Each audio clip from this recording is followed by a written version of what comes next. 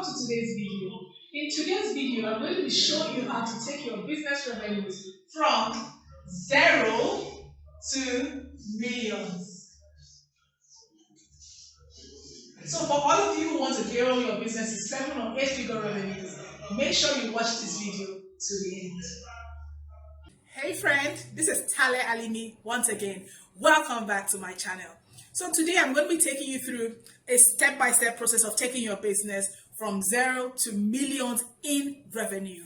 Now, I decided to share this video because I'm also in the process of building my third business and we have currently hit millions in revenue. I'm not going to be able to share the figures with you because it's a private company, but I just wanted to share some experiences with you so that if you are starting a business or you're currently running a business and you're probably struggling and saying, how do I take it to the next level? How do I scale it? Hopefully, basically sharing the 7 steps, okay, will help you get your business from where it is to millions in revenue. So now the first step that I want to share with you is the problem. What is that big problem that you are solving? Like literally, that is the start, and that is what ensures that you go from a small business to a business generating millions. You've got to be solving, either you're solving a big problem that a lot of people are willing to pay you money for, or you're solving a problem that few people are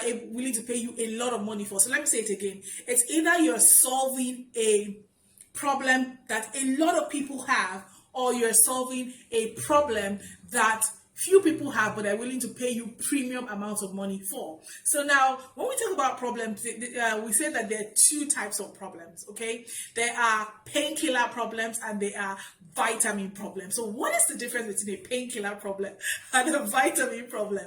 Now, a painkiller problem is usually the kind of problem that people have and they urgently need it to be solved. Like literally they're like, I need this problem to be solved. So for example, if somebody is hungry and they are starving and they need to eat, okay, food is the solution. Nothing else is going to solve that problem, okay? If you gave them a new shirt or a new shoe or something, it's not going to solve the hunger problem. So they have like a painkiller problem. Or if somebody is really ill, okay, and they are in pain, basically, if you give them sweets, that's not going to solve the problem, except the sweets has some painkillers in it. So that's a painkiller problem. Those are problems that, are basically affecting the effectiveness of the livelihood, or, how people can even survive. Those are painkiller problems. Now, painkiller problems usually have a mass appeal, okay? So if you're solving a painkiller problem, you probably have a big market that has a need for that solution. So as you're creating your business, or if you're starting a new business, or you're already starting a business, you want to think about it. Am I solving a painkiller problem? Do a large number of people have this problem, and are they willing to pay for a solution, okay, to this problem, okay? So a basic need like food, when people are hungry, definitely people are willing to pay for food, but they might not pay millions for food, really, but they will be willing to pay just to be able to get food to eat. So if, for example, you're a food brand and you're providing a staple, you probably will be solving a big problem in that sense. But that's not all, but that's like the starting point, the problem you are solving. On the other hand, if you're solving a vitamin problem, you're probably solving a problem that a few people have, but they're willing to pay large amounts of money for. So for example, what came to my mind just right now is plastic surgery. So for example, some people want to, work on a part of their body and all that. So that problem is not a lot of people's problem, but a few people might say, you know what, I want to pay, and I'm willing to pay premium to work on a part of my body. That's why plastic surgeons make a lot of money, okay? It's not a painkiller problem, because some people will have those challenges with their bodies and they'll live with it for the rest of their life. But the few people who have the resources are willing to pay premium for it. So that's a vitamin problem. So you want to ask yourself, is my problem a painkiller problem, or is it a vitamin problem? Okay, so that is the first thing. Okay, now what is the next thing? The next thing is the workable solution. What did I say? The workable solution. Now, the truth is that when you identify a great problem, that's you've made progress, but doesn't stop there.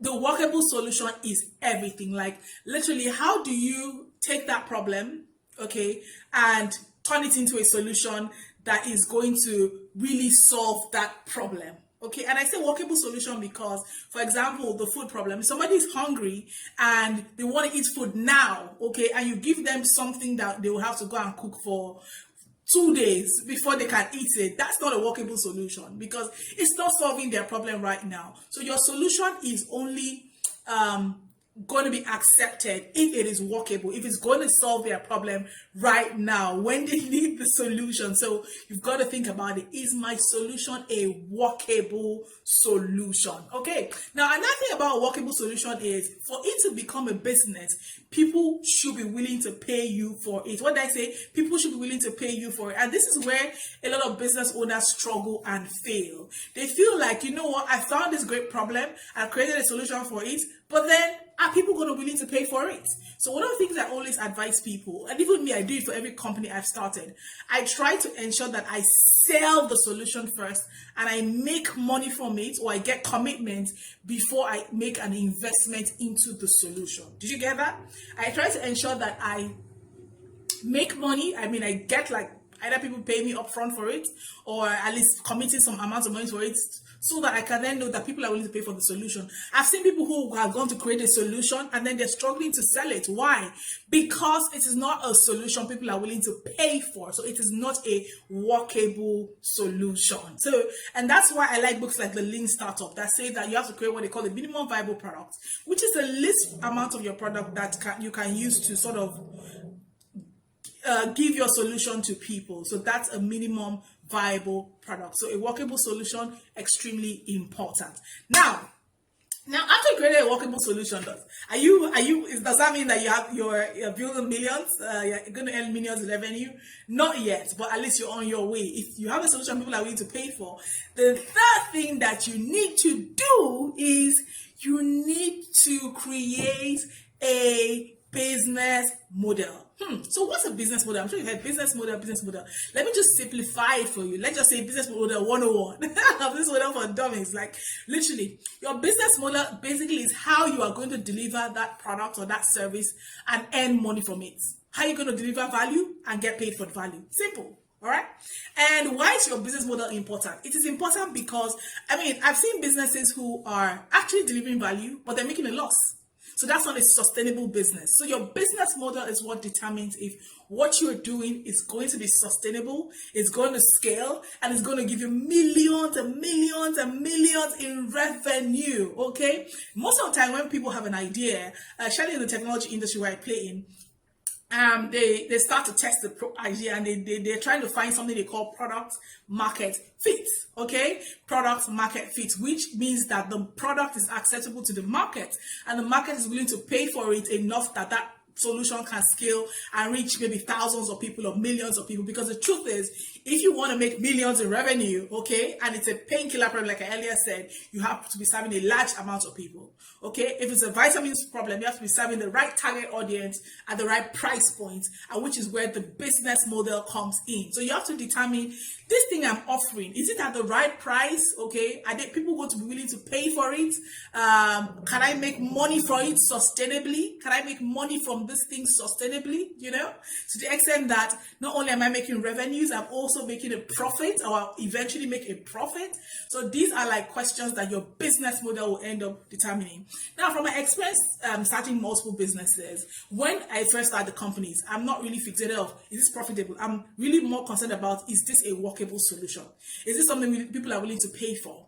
And then when I find that it's a workable solution and there are really people who want this product, then I go on to say, okay, how can I optimize it? How can we reach more people? How can we tweak it? How can we make it better? And then on and on and on. And so you constantly are probably working on tweaking your business model until you get to a point where it is seamless. The money is rolling in, your millions are rolling in and all that. But then how does it stop there?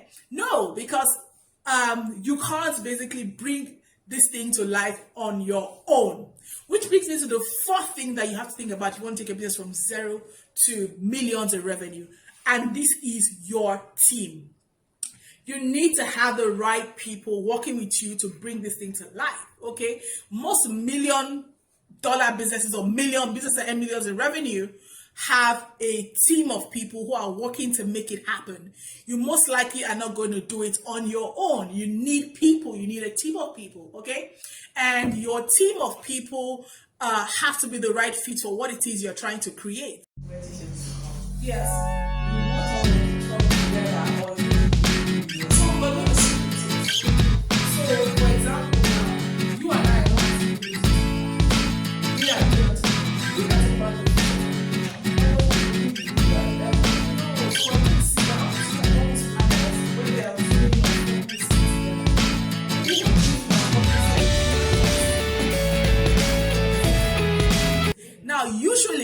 give like a general guideline for teams because it's specific to what kind of business you're doing. But generally, a team should have a visionary. All right, what did I say? A visionary. The visionary is most likely going to be you, okay? If you're the one creating the business, you're the one who's coming up with the vision, okay? You're the one who saw the problem, you're the one who's probably creating the workable solution, and that's why you probably are the visionary. The second person a team has to have is what I call a critical thinker. All right, what's the critical thinker? Critical thinker are the people that, they criticize the idea, they're looking at it in the nitty-gritty, they're saying, is this going to work? What might go wrong? What might be the loopholes? How can we fix them? Blah, blah, blah. So that when the visionary or who is probably the entrepreneur is excited and, seeing how, from day one, it becomes $1 billion business or whatever it is, the critical thinker is looking. So the third person you need on your team after the critical thinker is what I call the ideas person, okay? That's the person that just gets excited by the vision and now begins to come up with ideas. Okay, we can do it like this, we can do it like this, we can do it like this, we can do it like this. That person just, cheers everybody on. That person shows the possibility. That person takes the vision and extends the vision, okay? And makes it more exciting and makes everybody see the bigger picture and want to run with it. So that's very important. You need ideas people on your team. It can be one person, it can be a team of people who are literally taking that idea and bringing it to life, or taking your vision and bringing it to life. Then the fourth kind of person or people you need is what I call implementers or executioners, people that are going to take the vision and make it happen.